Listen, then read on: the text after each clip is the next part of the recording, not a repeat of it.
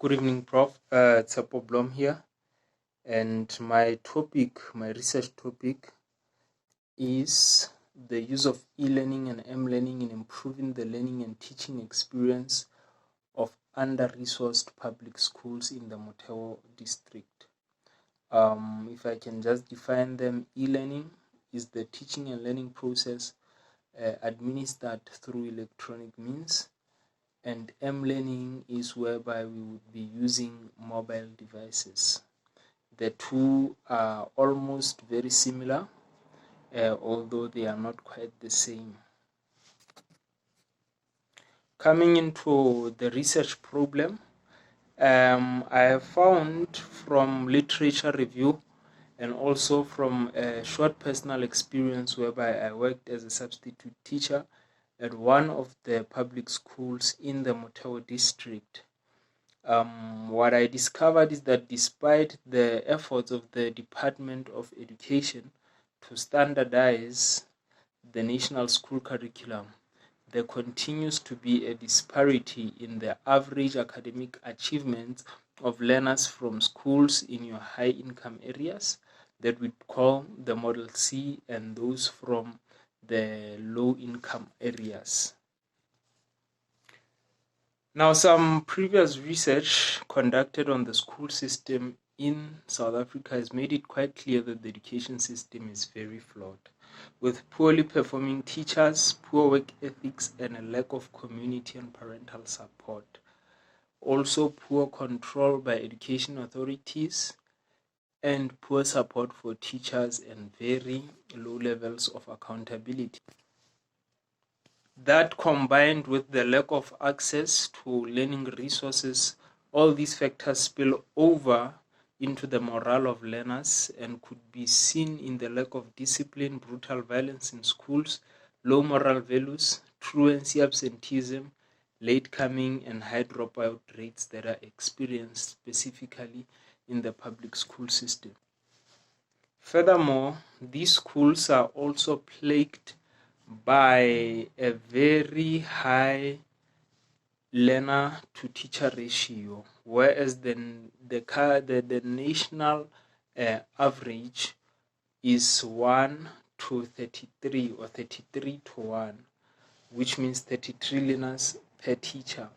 What is happening in most public schools is that some schools, they even have 50 learners to 1 teacher, whereas in the private schools you have on average 16 learners per teacher.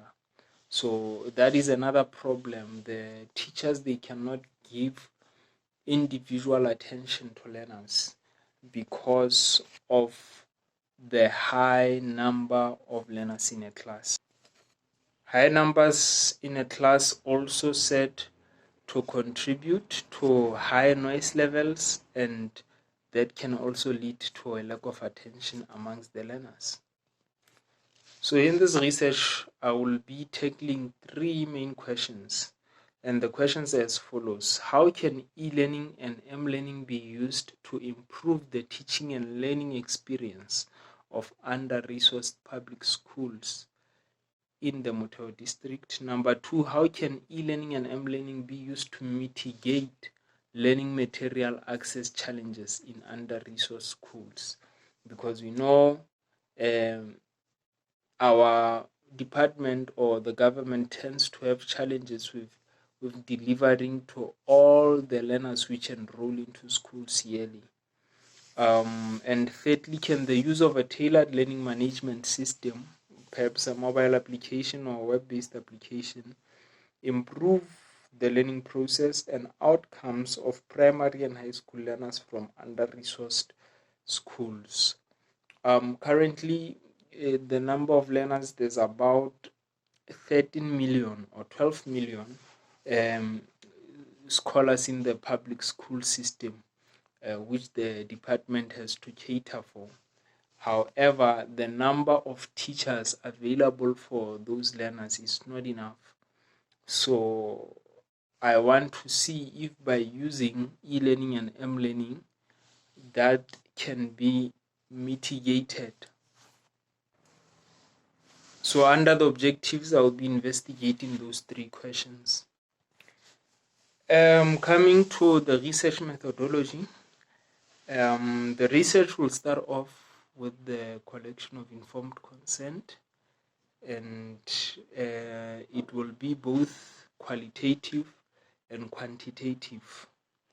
In referring to the quantitative side, we'll be looking at things like the marks of learners, how many learners are in the schools, and then, in terms of the qualitative data, it would be the opinions of principals, of learners, of teachers, to get their views on some of the processes or the challenges that they are having within the current circumstances. Then for the sampling, we will use cluster sampling, and the research groups will comprise what I would like to call the private, which I would say perhaps is the control group, and then the public schools, which will be our experimental group.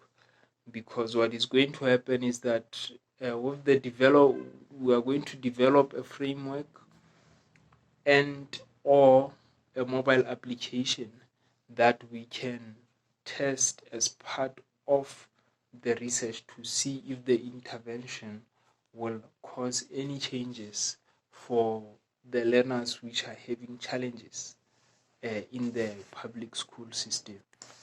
Now, data collection will be in the form of online questionnaires, in some cases observations, some paper questionnaires and visits, and interviews as well. And coming to the anticipated findings, inferring from literature reviews of studies done in other countries already, we anticipate that, in fact, an intervention using M-learning and e-learning can indeed help to improve the teaching and learning experience in the Mutao district. And coming to the budget and schedule of the research, we anticipate at least 4 main parts. The first would be the preliminary task, which will include things like the design of the study, teacher and learner recruitment, the informed consent collection, and school level data collection, which I expect will take about 2 months. Most of the costs just going towards administration and travel. Then there will be the prototype. After that, prototype and framework development, which we expect to take a minimum of 3 months, or an average period of 3 months, whereby from the data we have collected, we can start to develop a prototype of this learning management system. Perhaps we'll even use an open source learning management system just to cut down on the development time. So this would take then about 3 months, and after that we would be going into the interventional research, whereby we are going to deploy this framework, this learning approach, this mobile application, train the teachers and learners from the selected public schools for them to use this, and see over a period of 4 months, collect information and see how does it improve their processes and their learning. And ultimately, the conclusion of the study, which would take about a month, just to analyze the data and wrap everything up.